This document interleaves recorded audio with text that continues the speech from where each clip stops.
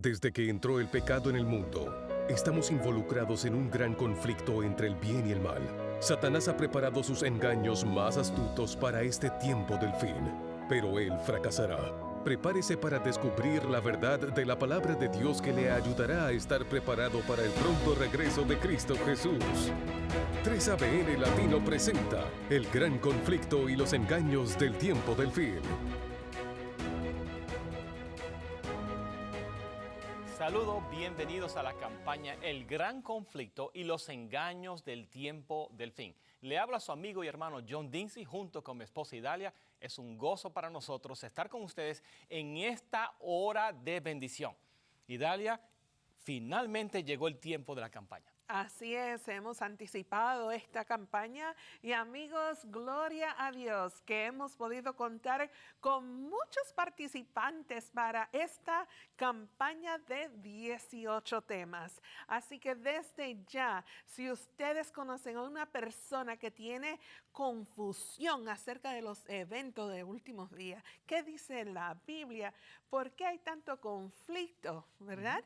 Y también porque hay tantos engaños cuando la Biblia es muy clara. Así es, Idalia. Este mundo está involucrado en un gran conflicto entre el bien y el mal. En un lado está Dios, en un lado está Satanás. Y Satanás ha preparado engaños en estos últimos tiempos para desviar al pueblo de Dios del camino de la palabra de Dios. ¿Qué dice la Biblia? Es lo que vamos a estudiar en esta campaña de 17 temas y un concierto especial de música sagrada. Sí. Y Dalia, ¿cuáles son los temas que vamos a cubrir? Bueno, los temas a cubrir, Dinsey, son, como ya mencionaste, son 17 temas. Y amigos, son temas de mucha relevancia y de mucho interés. Así que desde ya les voy a compartir la lista. Dice aquí, la creación o la evolución. ¿Cuál es la verdad? ¿Es la Biblia una obra ficticia? ¿Existe el diablo o es solo una leyenda? ¿Qué hay que hacer para ser salvo? ¿Fueron clavados los 10 mandamientos en la cruz? ¿Es el Espíritu Santo una persona? ¿Qué dice la Biblia acerca del don de lenguas? ¿Es Pedro la roca sobre la cual se construyó la iglesia? ¿Hay un santuario en el cielo? El estado de los muertos es el tema que vamos a tratar, es el tema número 11, pero también es la marca de la bestia un chip de computadora o el coronavirus. ¿Cuántos de ustedes han escuchado algo así? ¿Habrá un rapto secreto? ¿El anticristo quién era o quién es? ¿Es Jesús un ser creado? Vamos a tener también paneles donde se va a discutir, es el domingo, el día del Señor, y también el infierno. Temas muy interesantes, muy relevantes, muy importantes. Entre los oradores, vamos a mencionar los oradores, Idalia, que tenemos, que van a participar. Ya están diciendo, estos son muchos temas. Sí, tenemos el hermano Claudio Godard, el pastor Rafael Montesinos, Gilberto Vega, Juan Caicedo, Daniel Dufis, Miguel Rosario, Daniel Escaroni, Eric del Valle, Pedro Cortés, Andrés Reyes, Alberto Treyer, Carlos Martín, Jorge Rico, Héctor Delgado y Carlos Muñoz. Será de gran bendición esta campaña, 18 temas que vamos a presentar, incluyendo un concierto. Será de gran bendición y esperamos que usted no se pierda ninguno de ellos. Así que les invitamos a decirle a sus amigos, a sus enemigos, a sus familiares, para que no se pierdan esta campaña donde vamos a estar hablando de qué dice la palabra de Dios. Recuerden, el gran conflicto y los engaños del tiempo del fin. Música sagrada. ¿Cuáles son los músicos que van a participar? Bueno, qué bueno me preguntaste, pero quiero desde ya decir que es una variedad de participantes, porque amigos, como ya saben, estamos en la etapa donde todavía tenemos esta campaña virtual. Sí. Así que virtualmente tenemos participación de muchos músicos, voces adventistas, Grupo Emanuel, Cuarteto Sabbat, Cuarteto Comunión, Ángel, Dúo Extranjeros. También tenemos grupo de Lisette Pitao, como también fieles voces, la familia Murillo, Laura y su esposo Isaías Ortiz están con nosotros.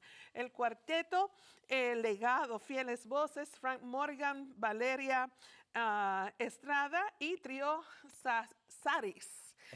Río Saris desde México. Así que de diferentes partes del mundo de INSI, gracias a Dios, sabe, uno puede pensar, la pandemia, estamos teniendo que hacer las cosas virtual, pero nos encanta, ¿sabe por qué? Porque podemos todos colaborar de una manera u otra. Así que la distancia no es el problema en esta serie. Bueno, vamos a acercarnos a Dios en oración en este momento, para que Él bendiga a todos los que van a estar conectados de diferentes lugares del mundo, para pedir la bendición de Dios, para que se escuche un mensaje claro y directo de la palabra de Dios. Vamos a acercarnos a Dios en oración. Oremos. Amante Padre que estás en los cielos, te agradecemos, Señor, porque en ti podemos confiar. Podemos confiar en tu santa palabra. Y, Señor, cada viento de doctrina está volando.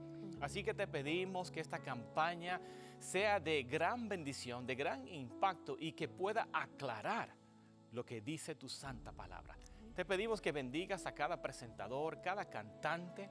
Te rogamos, Señor, que en todo tu nombre sea glorificado. Y te pedimos, Señor, una bendición para cada persona que sintonice donde quiera que esté en este mundo. Amén. Gracias, Señor, por esta oportunidad y te pedimos que uses esta campaña para ayudar a tus hijos a entender qué dice tu santa palabra. Te rogamos estas bendiciones en el nombre santo de Jesús. Amén. Amén. Amén. Bueno, Idalia, queda tiempo para decir el tema de esta ocasión es la creación o la evolución. ¿Cuál es la verdad? Recuerden que a los niños les están enseñando la idea de la evolución en las escuelas. Sí. Pero ¿qué dice la palabra de Dios? Hay evidencia acerca de la creación. Pero antes de eso tenemos una música especial. Así es, a través de esta campaña, amigos, vamos a conocer del amor de Dios. No se asuste que las profecías y los conflictos no le aparten de Dios, porque esta serie les va a mostrar su inmenso amor. Vamos a tener la participación del grupo Voces Adventistas y ellos van a cantar su obra completa. Inmediatamente después de eso, escucharemos la predicación de la palabra de Dios en los labios del hermano Claudio Godard.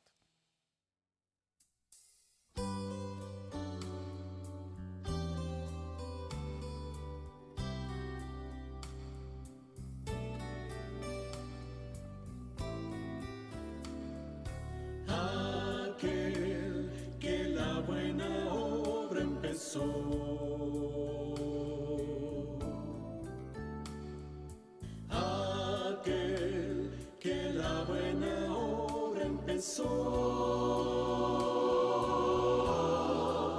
será fiel en completarla.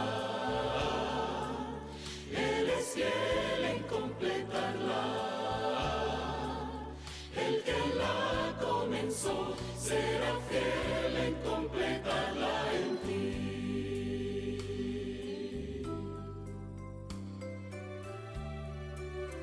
Si la lucha que enfrentas cambió tu esperanza en dolor y aflicción, tienes noches sin paz y no hay música en tu corazón.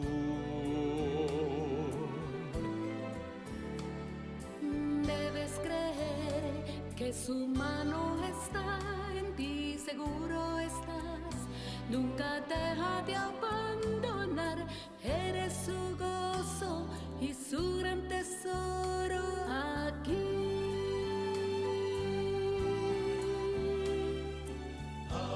Aquel que la buena obra empezó,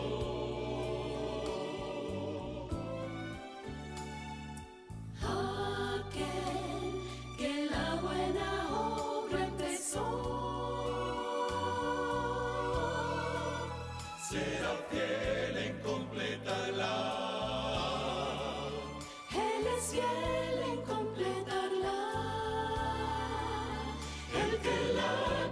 comenzó, será fiel en completarla en ti.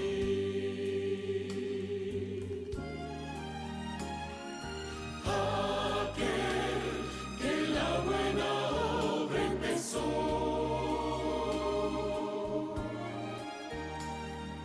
aquel que la buena obra empezó, será fiel en completarla. Él es fiel en completarla. El que la comenzó será fiel en completarla en ti. El que la comenzó será fiel en completarla en ti.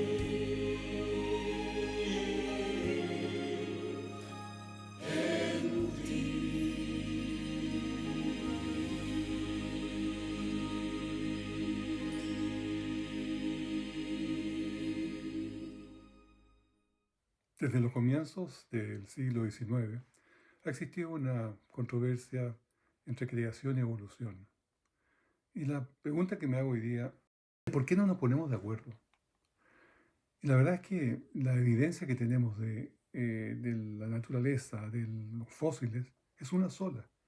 Y esta evidencia que tenemos se disputa, porque uno dice que es evidencia mía, la otra dice que es evidencia mía. Y no hay nunca un acuerdo de quién tiene la razón en aquella. ¿Y por qué es esto?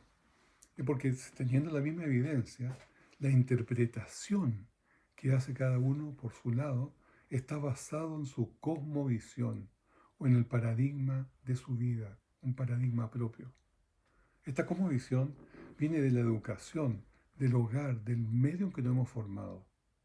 Los creacionistas decimos que existe un Dios, creador, que diseñó, que dio vida y dispuso de toda la creación por su palabra, por el verbo, que es información.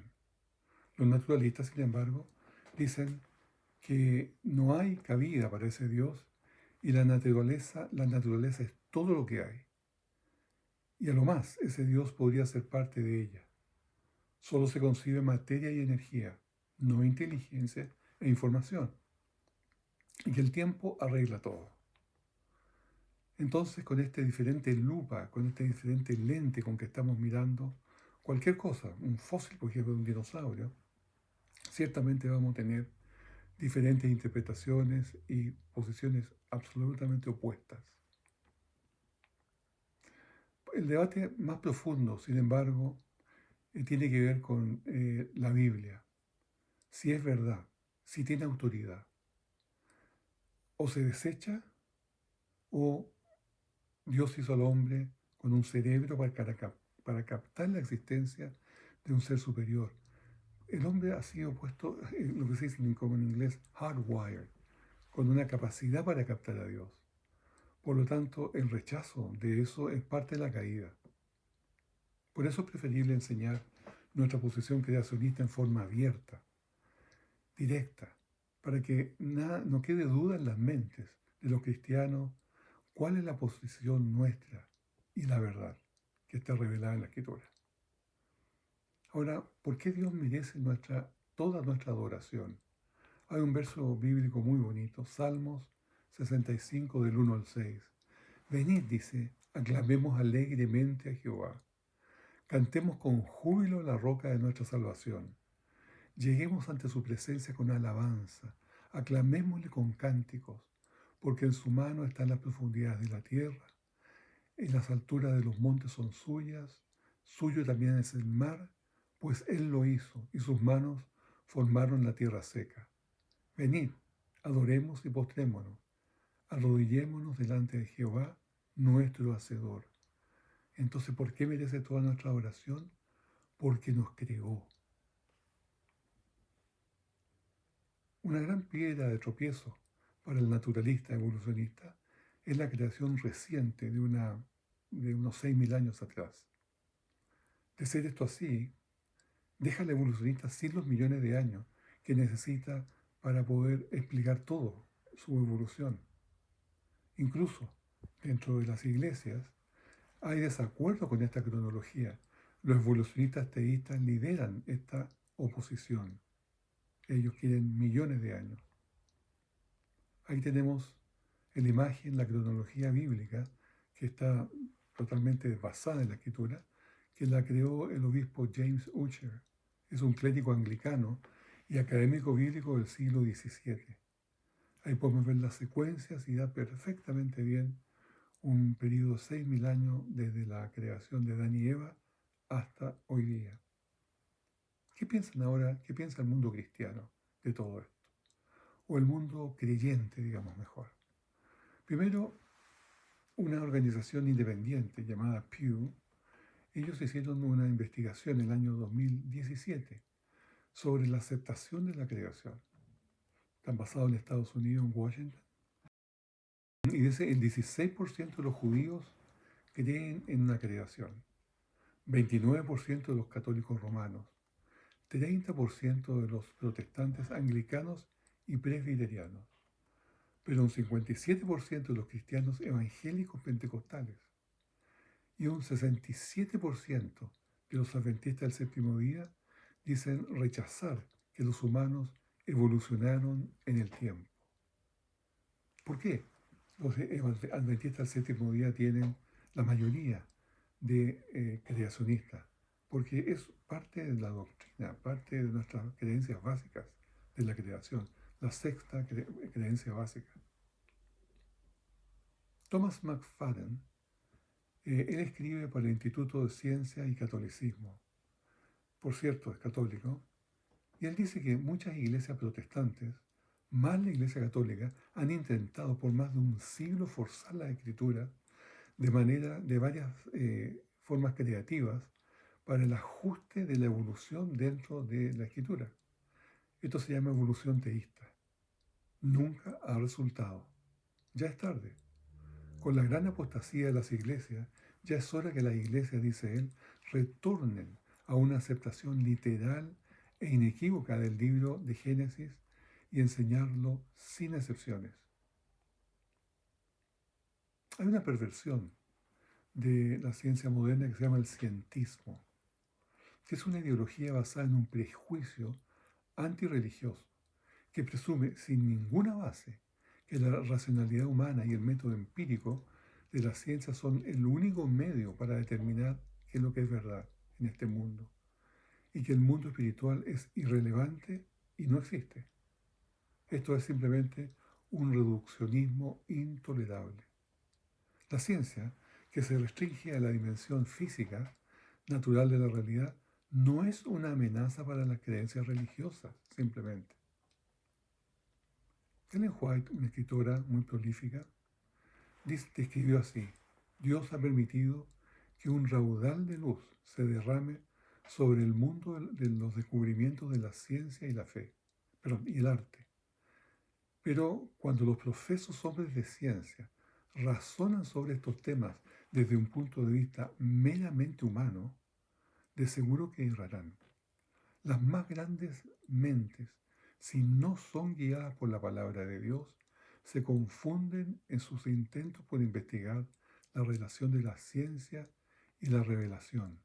El Creador y sus obras están más allá de su comprensión. Y debido a esto es que no pueden explicarse por las leyes naturales, y por lo tanto se considera la historia bíblica como no confiable. Atribuyen a la naturaleza un poder infinito. La inspiración divina hace muchas preguntas que no se pueden contestar por el erudito más profundo. Y estas preguntas no fueron hechas para ser contestadas, sino para llamar nuestra atención de los profundos misterios de Dios.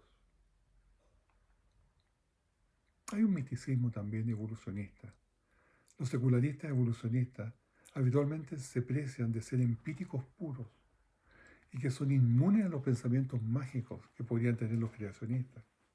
Pero ellos caen en lo mismo, porque tienen que aceptar cosas que son absolutamente increíbles. Ellos dicen aceptar el pensamiento creacionista, que si aceptaran el pensamiento creacionista, sofocarían el progreso científico. Sin embargo, lo contrario es verdad. Hoy, muchos científicos están determinados a rechazar la visión creacionista sin importar las consecuencias, para la ciencia. Tal comportamiento no es por amor a la ciencia, pero más bien muestra un rechazo a un creador y el deseo de sacarlo de sus pensamientos.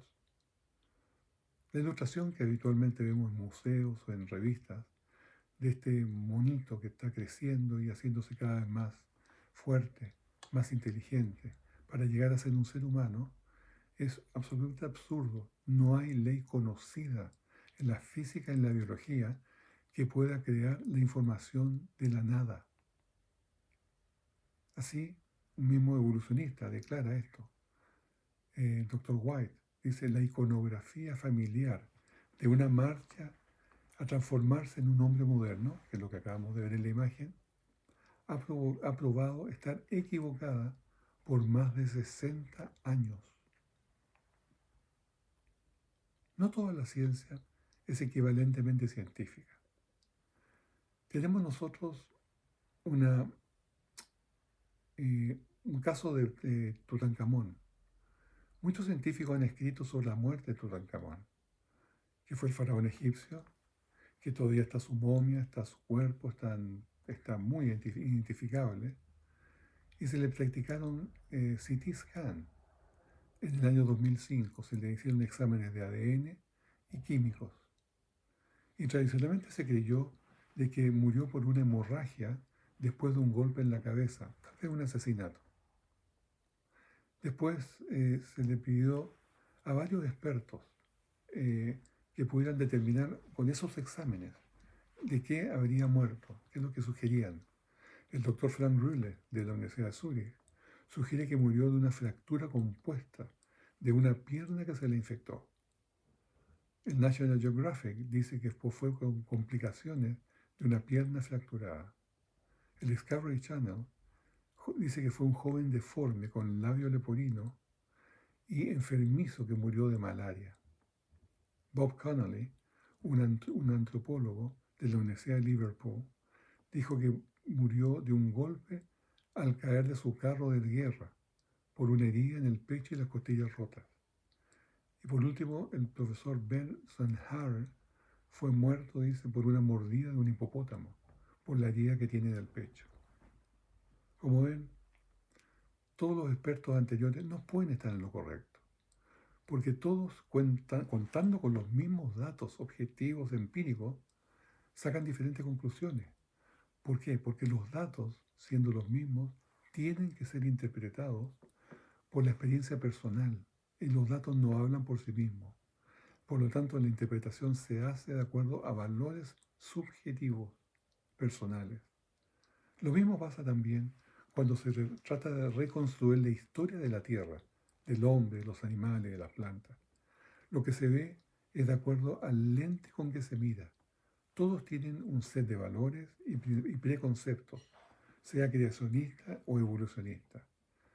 Y la ciencia histórica o forense es así, no puede probarse. No así la ciencia operativa, que se puede medir y repetir en laboratorio. Hay otro factor también, que es el ego personal de cada persona. Entonces, el método científico tiene 3 componentes. Los datos, que son las mediciones, las observaciones, los cálculos que hacen los científicos para intentando explicar las cosas. La teoría son las ideas que desarrollan a partir de ello para darle un sentido a los datos e interpretarlos. Pero hay un tercer componente, que son los principios modeladores. Y estas son las creencias fundamentales, los compromisos, los valores personales del científico que inevitablemente influyen en su trabajo. Muchos creen que los creacionistas, nosotros, hemos tenido un lavado de cerebro desde pequeños y que los creacionistas han creído en la creación reciente desde niños, pero no es así. Hay científicos que se han hecho creacionistas después de un estudio serio y cuidadoso de la evidencia. Creían en un universo de billones de años por mucho tiempo, pero al llegar a este cambio en sus vidas, creyeron en una creación reciente de miles de años y su vida cambió completamente de rumbo. Esta conversión al creacionismo es una completa revisión del mundo que cambia para siempre su interpretación de la edad y el origen de todo lo que le rodea. Vamos a ver algunas consideraciones en educación. Me gusta presentarle el caso de Australia. Australia tuvo un cambio en educación dramático, por ahí por el año 1950, cuando, como vemos en las curvas, había una asistencia a la iglesia bastante alta, un suicidio de jóvenes varones bastante pequeño y robos juveniles también bastante moderados.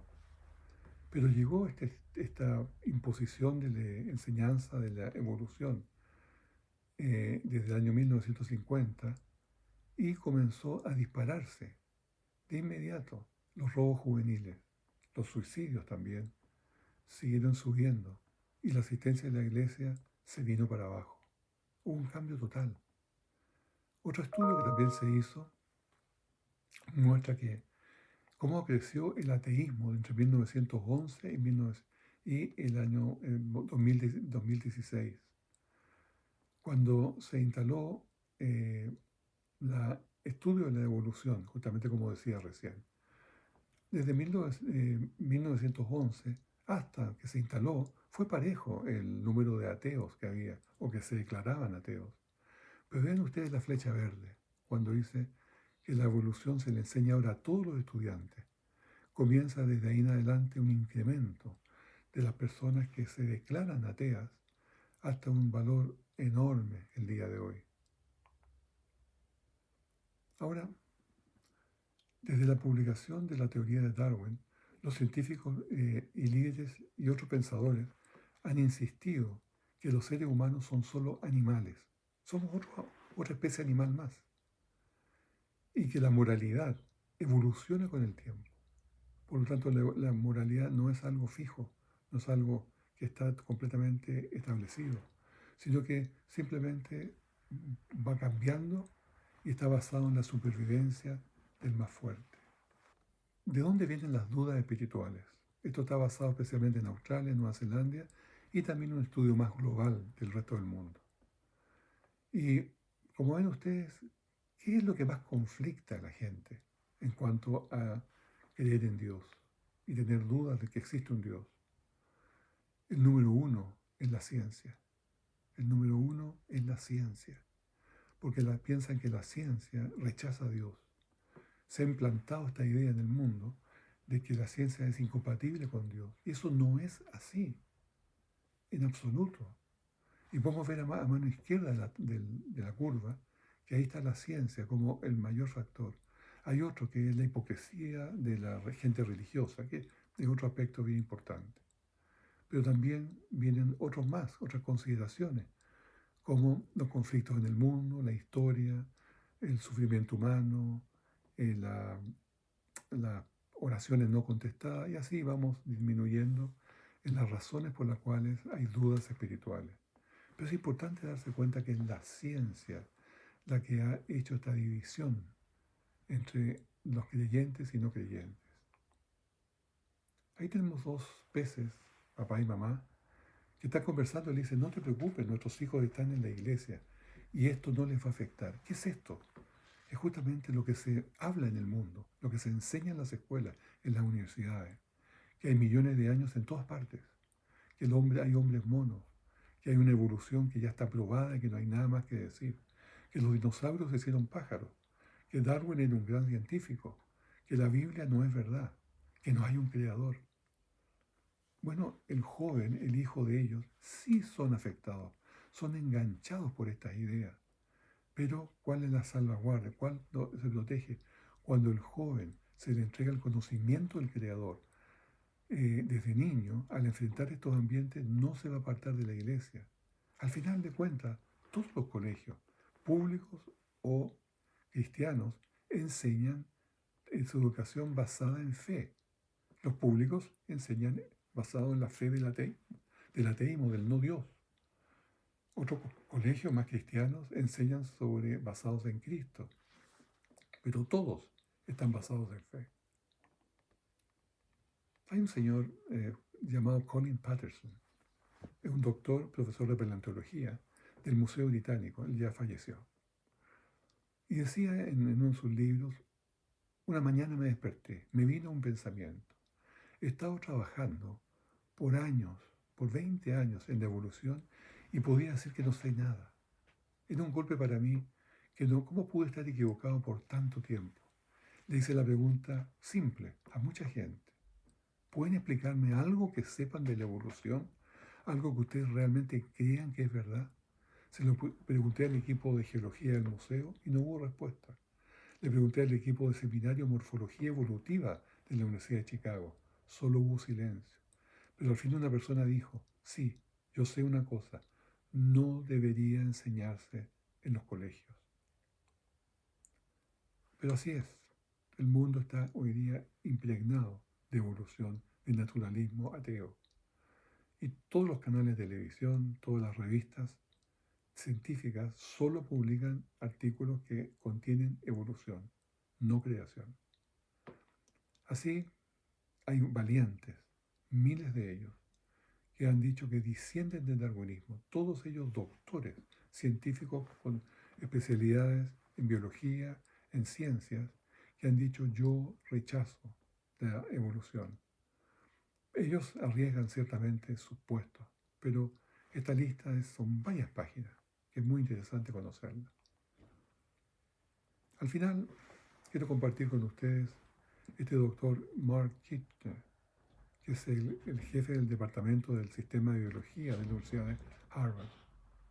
Y dice, de hecho, en los últimos 100 años, casi toda la biología ha procedido independiente de la evolución, con excepción de la biología evolucionista, la biología molecular, la biología bioquímica, la fisiología no ha tomado en cuenta la evolución para nada. Hay una diferencia entre creación y evolución, y esa diferencia no está en la ciencia, está en la creencia en Dios. Porque hay un lugar para la aceptación de lo sobrenatural. Y lo primero que tenemos que aceptar que es sobrenatural es el origen de la vida. El origen de la vida no lo puede explicar nadie. Nadie puede hacer una explicación de cómo nació la vida, cómo se forma la vida. Es demasiado compleja. La organización y el lenguaje digital del ADN, toda esa información que está allí, el software, el hardware, el mecanismo de reparación que tiene, todo basado en el verbo, en la información, que nos codificó a nosotros en el ADN. También la formación del universo, el ajuste fino e inexplicable, leyes físicas, constantes universales, orden magnífico con propiedades matemáticas. Todo eso no se puede explicar de un caos, de un Big Bang, que viene todo del desorden que de repente se ordenó. Las cosas no suceden así. Tiene que tener un origen sobrenatural. Los pequeños motores eléctricos, las máquinas del cuerpo, los mensajeros internos que reparten químicos, ¿de dónde vinieron? ¿Quién los organizó? ¿Quién los organiza? Es inexplicable. No por evolución, desde luego.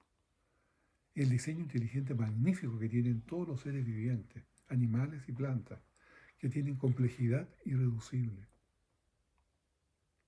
La ciencia no puede decir nada también sobre grandes preguntas que se hacen el ser humano, como ¿de dónde venimos? ¿Por qué estamos aquí? ¿Hacia dónde vamos? ¿Quién nos diseñó?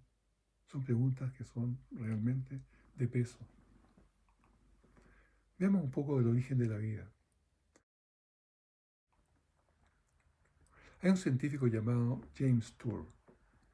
Él es un profesor, doctor en química orgánica sintética, profesor titular de la Universidad de Rice, y él habla sobre construir moléculas.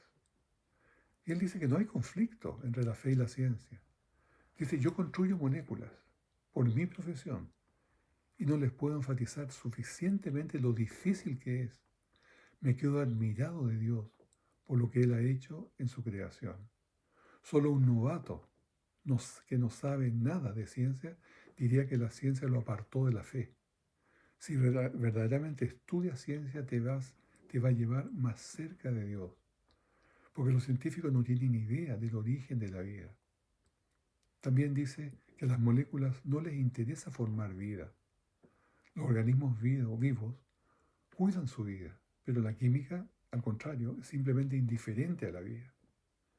Sin una entidad viva derivada biológicamente que actúe sobre ella, las moléculas nunca han sido vistas evolucionar hacia la vida, nunca. Veamos aquí una proteína.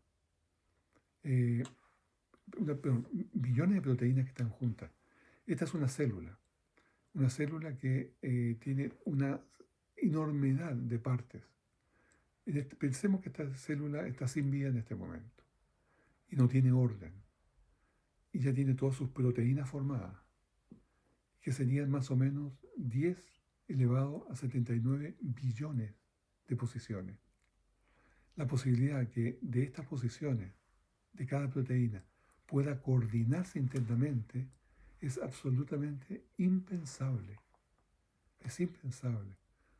Y todos los mecanismos internos que la célula tiene posteriormente que usar para funcionar y que trabajen en conjunto, tienen que estar guiadas por un plan maestro. Es imposible que esa cantidad de posibilidades que tendrían de organizarse naturalmente se produzca solo. Es imposible. Se hizo una encuesta del origen de la vida. A 700 personas encuestadas, un promedio de edad de 38 años. El 80% tenía títulos universitarios. Y el 41% respondió que los investigadores del origen de la vida habían creado formas complejas de vida de la nada, tales como sapos, partiendo de simples químicos con las condiciones de una tierra temprana. Pero qué increíble, qué ignorancia pensar de que los investigadores habían creado vida. El 72% también respondió que los científicos del origen de la vida habían creado formas más simples de la vida de la nada, como por ejemplo bacterias. Estaban todos muy equivocados. Los científicos no han creado nunca ni una membrana funcional, ni un ribosoma, una flagela o un cilio, o parte de algunas máquinas moleculares que son requeridas para que viva una bacteria, menos aún el ADN. Pero ¿por qué tienen esta información tan equivocada? Porque la educación evolucionista, la desinformación, los ha llevado a este resultado de pensar esas cosas. ¿Qué es la vida finalmente? Esto fue publicado en una revista de la Oxford University Press, año 2009. Se preguntaban qué es la vida. Y dice que la vida comenzó con pequeñas bolsas de basura, una selección aleatoria de las moléculas como un metabolismo básico. Ese es el paso 1. Las bolsas de basura después crecen y se dividen en dos. Las crecen y después crecen, y las que más rápido crecen ganan. Pocos investigadores de la vida se atreven a poner esto tan crudamente. Pero por eso, pequeñas bolsas de basura es precisamente lo que han fabricado. Esas pequeñas bolsas de basura no se parecen a las células vivas, más de lo que se parece una gran bolsa de basura a un caballo. Otro investigador, premio Nobel John Szostak, publicado en Nature 2018, ¿Cómo comenzó la vida? Empieza a describir que la atmósfera temprana no tendría oxígeno, consistente en nitrógeno, CO2, en fin. Hubo rayos, impactos de asteroides, luz ultravioleta, en la atmósfera para generar HCN, carbono y nitrógeno. Llovieron en cráteres. El HCN reacciona con el hierro en la roca, el cianuro ahora, de hierro resultante, en el tiempo se concentra. La vida como la conocemos requiere de RNA. Entonces creen que el RNA emerge directamente de estos químicos, ayudando a las fuerzas dinámicas del medio ambiente. Nucleotides, elementos básicos del RNA, se forman, se unen para hacer cadenas de RNA. Y sigue la publicación. Algunos pasos no se entienden bien, advierten. Una vez hecho el RNA, unas cadenas de él se ven encerradas por envoltorios hechos de ácidos grasos, lípidos, con membranas creando las primeras protocélulas. A medida que las membranas incorporan ácidos grasos, crecen y se dividen, al mismo tiempo reacciones químicas internas hacen copias de RNA encapsulado. Ya, ahí está todo el vehículo, la cápsula que puede llevar la información. Pero, ¿y dónde está la información? Si es la información lo que importa, lo que forma al ser humano, lo que forma la planta. ¿Y eso de dónde se crea? Ese es el gran problema. Otro doctor, Klaus Dose, dice, más de 30 años de experimentación, investigando el origen de la vida en los campos de la evolución química y evolución molecular, ha llevado a tener una mejor percepción de la inmensidad del problema del origen de la vida, más que tener una solución. Actualmente, toda discusión sobre la teoría de principios y los experimentos terminan sin resultados o en una confesión de ignorancia. Así es, porque la complejidad es el talón de Aquiles de la evolución. El evolucionista debe creer en dos milagros. Primero, en el Big Bang, y segundo, que la vida se hizo sola. Creen que la vida es simple, pero la vida no es simple, es muy compleja en todos sus niveles. El ADN, para replicarse, necesita micromaquinaria para fabricar proteínas, necesita sistemas de reparación para que le proteja. Pero la información, para leer y replicar, está codificada en el mismo ADN, que es una paradoja. Y la información debe venir de una mente inteligente. Y la información no admite la evolución, no admite inteligencia, por lo que la información viene a ser el clavo que sella el ataúd de la evolución. El profesor Brian Thomas es un paleobioquímico. Dice, la biocomplejidad del genoma está alcanzando hoy en día proporciones más allá de lo que la humanidad jamás pudo imaginar. Un creador omnipotente es la única explicación posible para tan amplia y elegante ingeniería. La suprema humildad de Dios le frena de no reclamar, porque no está obteniendo el crédito de su creación. Salmo 138:2, porque has engrandecido tu nombre y tu palabra sobre todas las cosas. Ese Dios maravilloso. El ADN, mucho más que energía, materia y energía. Juan 1, del 1 al 3, nos habla de que el principio era el verbo y el verbo era Dios. Y nada de lo que fue hecho sin ese verbo. El verbo es información, no materia y energía solamente, es información. Y eso es lo que va integrando y haciendo este ADN sofisticado. Tenemos aquí el ADN, el cual podemos ver cómo está enrollado con 4 letras, A, T, G y C, que son códigos, son letras codificadas, químicas, igual que lo que es en la computación, pero esto pues con 4 letras.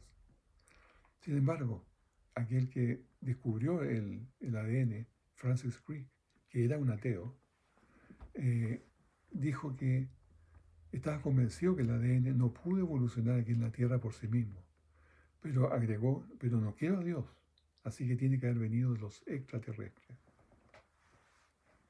El profesor Richard Lewontin, profesor también de genética, dice que todos estos hechos científicos van contra el sentido común de ellos, de los evolucionistas. Dice, tomamos el lado de la ciencia pese a lo absurdo de su planteamiento, con historias sin substanciación, porque estamos comprometidos con el materialismo. Producimos explicaciones no importando cuán antiintuición sean. Más aún, el materialismo es absoluto, pero no podemos permitir que un pie divino se ponga en la puerta.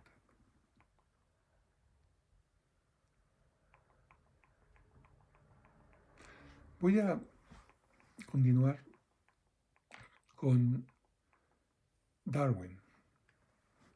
Darwin fue un hombre que, de muy buena fe, no tengo ninguna duda, trató de hacer una idea diferente a lo que era el diseño. Hasta ese momento, todo el mundo pensaba que las cosas eran diseñadas. Y tengo acá un conocido escritor agnóstico. Él dice, pertenezco al grupo de los científicos que no suscriben, el profesor Paul Davies, que no suscriben ninguna religión convencional, pero niegan que el universo sea un accidente. A través de mi labor científica he llegado a creer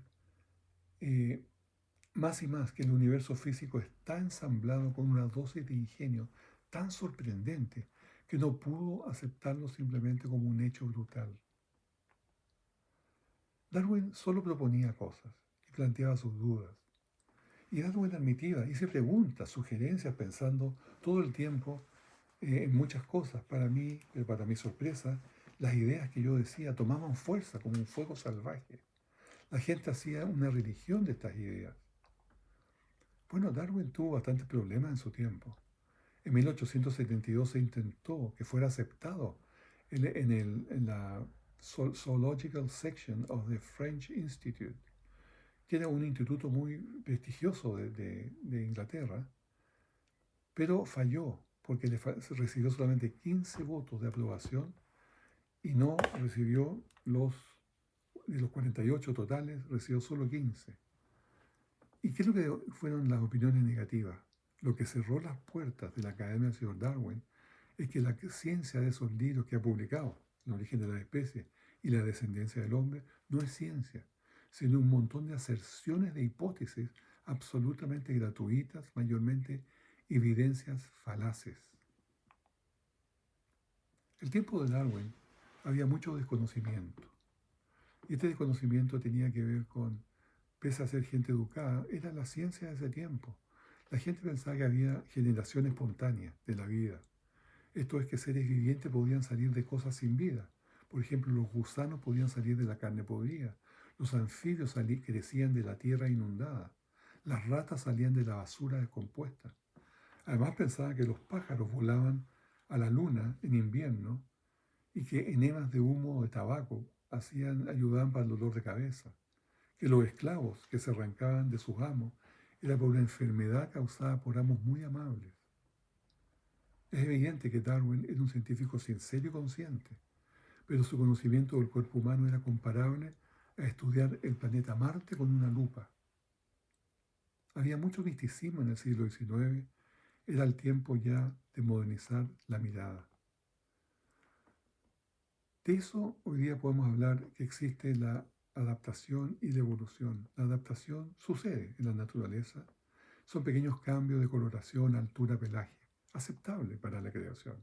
Pero la macroevolución no es aceptable. Nunca una especie se transforma en otra especie. Nunca, jamás sucede. Por lo tanto, el uso de la palabra microevolución es muy peligrosa, porque ahí en esa microevolución no se han generado nuevos genes. Es una mala ciencia llamarlo así. Este leopardo, por ejemplo, el leopardo de nieve, es un gato muy especial, porque está adaptado y tiene orejas muy pequeñas, porque para que no se le fríen muy rápido. Tiene las patas traseras más largas y fuertes, justamente para poder saltar, porque él vive en la montaña. Y tiene capacidad de saltar hasta 15 metros. Almacena energía en su cola, que es gruesa, y ahí pone la grasa de cuando le sobra la alimentación. Allí pone la grasa para usarla cuando la requiera. Tiene un abrigo grueso, abrigo con 2 capas, como que fuera así un pijama interior y afuera una ropa exterior. Es igual que la ropa térmica de los humanos. Sus narices son grandes y así tiene un área adicional para calentar el aire que pasa a los pulmones. Sus patas son como zapatos de nieve, con mucho pelo, así le permite caminar y no hundirse en la nieve. Y el pelaje blanco manchado lo mimetiza también, dando facilidad así para poder cazar. Esto es adaptación. Los animales se adaptan a un medio. No es evolución. Y aquí les muestro perros, todos perros, zorro del Ártico, Fénix fox, perro salvaje africano, lobo salvaje americano, un dingo australiano, un coyote, un cani familiares, que son todos los perros domésticos. Todos son perros, se pueden reproducir entre ellos, pero todos vienen de una pareja, que son los lobos ancestrales que salieron en el momento del arca. Y se pueden, como digo, reproducir entre ellos, lo cual comprueba que vienen de la misma familia. Lo mismo que los felinos, también lo mismo. Entonces, ¿qué es lo que hace la adaptación? La adaptación puede eliminar, pero nunca crear. Entonces, muchos de los adeptos de la evolución repiten los ejemplos de adaptación como una evidencia de evolución. Para ellos es evidencia que serían los mismos procesos que pueden transformar un microbio en un humano, teniendo tiempo. Por lo tanto, es común que se usen estos términos entre ellos, selección natural, adaptación, evolución, como sinónimos, y no lo son. Hay nuevas especies que se han clasificado: lagartijas, dance or die, grillos silenciosos de Kauai, ratones no tan oscuros, golondrinas de ala corta, cucarachas sin ala, elefantes de colmillo corto, peces ciegos de caverna, lotos de nieve bajo. Yo les voy a mostrar uno, el pez ciego de caverna. Nelson Cabé escribió esto reciente, el año 2012, que hablando sobre estos peces ciegos de caverna.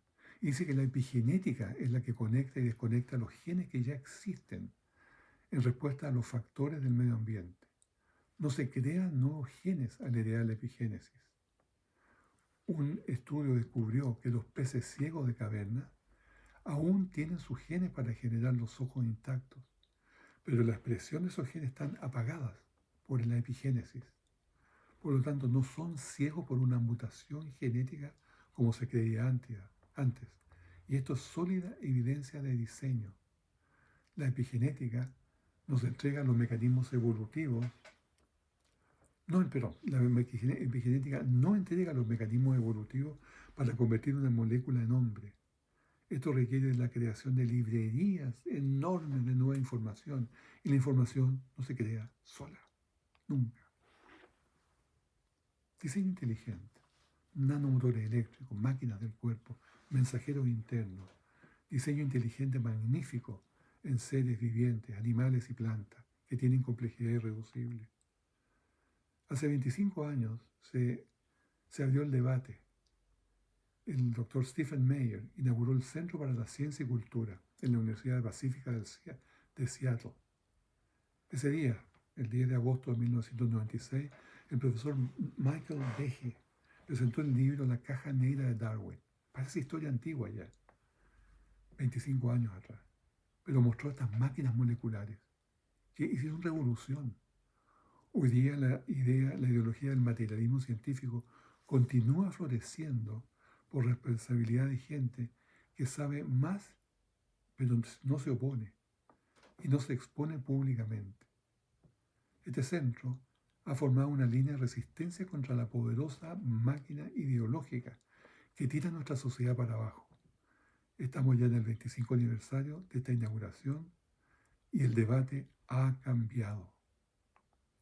La historia le atribuía a los griegos la creación de los engranajes hace 2000 años atrás. Pero, y el profesor Aldena decía, uno no encuentra ejemplos de mecanismos como la rueda y el magneto, los cuales serían inútiles hasta que no se hubieran perfeccionado. Claro, ese era el pensamiento antes. Imposible que hubiera ruedas ni magnetos. Pero hoy día sí hay ejemplos de saltamontes, por ejemplo, que tienen engranajes en un ámbito biológico, como el que estamos viendo allí, el Ixus coleopteratus. Ahí está la foto, ahí está cómo funciona. O tenemos poleas del ojo, este es el ojo humano, una polea donde está haciéndose un nuevo movimiento. O el motor de la síntesis del ATP. Funciona a 7000 revoluciones por minuto produciendo el ATP, que es nuestro combustible básico para vivir. O también motores diseñados por ingenieros eléctricos, sin duda, imperfectos por ser hechos por los humanos. Pero nos encontramos con el ejemplo de la biología del motor flagelar, el Escherichia coli, 100.000 revoluciones por minuto, 95% de eficiencia del motor, comparado con un 30% de los motores de los hombres. Tienen embriague, como está allí puesto. Conecta y desconecta ese motor a gran velocidad. Y su motor que es perfecto, con un rotor, con un estator, con un embriague, con descanso, con ejes, de una perfección fantástica. ¿Hecho por quién? Solo por un diseñador inteligente, nuestro Dios. Imposible otra respuesta. Y por último quiero terminar con lo siguiente. Hay una leyenda muy bonita, donde es evidente la pérdida del conocimiento. Se llama la leyenda del Tim Pry, donde una niña y una niña en Tailandia, hace muchos años atrás, fueron castigados y enviados en una balsa río abajo para perderse, para morirse. Y la leyenda dice que ellos se habrían salvado y habrían de alguna forma sobrevivido recogiendo frutos. Bueno, pasaron 500 años desde esa historia Y en 1936 los Labry fueron descubiertos y eran aún no evolucionados, eran aún pertenecientes a la edad de piedra, dicen los que publicaron este artículo. Y dice que el lenguaje de ellos, el lenguaje en Labry, estaba relacionado con el Tim Pry, que era supuestamente los que le mandaron a los niños por las balsas. Los Labry eran infantiles, aunque eran adultos, eran todavía infantiles. Hablaban como niños, hablaban lento, no sabían hacer agricultura, solo cazaban y recogían comida. Tampoco sabían hacerse ropa, eran nómadas del bosque, no tenían leyes sociales, no permitían tener propiedades. Ahí los tenemos, y simplemente se descubrió por el ADN que eran exactamente los parientes que se habían enviado por esa balsa como niños. ¿Esto qué es lo que quiero decir?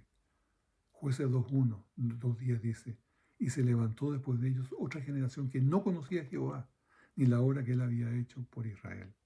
Así sucede cuando se corta el conocimiento de una generación a la otra. Tengamos mucho cuidado de no enseñarle a nuestros hijos del Señor, nuestro Dios creador, porque allí justamente va a ser donde se va a ir ese conocimiento y va a continuar el conocimiento, y no van a perder ese conocimiento del Creador en la iglesia. Amén, gloria a Dios. Le agradecemos al Gracias. hermano Claudio Godard, que su participación fue de Australia, Idalia. Desde Australia, sí. Amén. Un Gracias. tema claro, y esperamos que usted se ha dado cuenta que hay evidencia para la creación y que la Biblia tiene lo que es la verdad. La Biblia demuestra el amor intenso que Dios tiene para ti y para mí. Así que esperamos, y es nuestra oración, que cada tema les ayude a estudiar su Biblia y conocer mejor a su Dios, a nuestro Creador, y quien ha de regresar y redimir a su pueblo. Esperamos que le aclaró algunas dudas acerca de lo que es la creación o la evolución.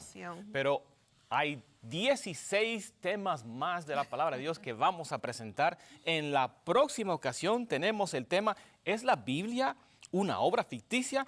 El pastor Rafael Montesinos estará presentando ese tema y esperamos que usted está preparado para escuchar otro mensaje de la palabra de Dios en la próxima ocasión. Idalia. Sí, queremos que ellos busquen sus Biblias y anoten, tomen notas, porque queremos que ustedes disfruten a completo, a todo dar. Y a través del canal de YouTube de 3ABN Latino, la programación está disponible. Así que muchas gracias por estar con nosotros. Esperamos que usted ha sido bendecido y nos vemos en la próxima ocasión.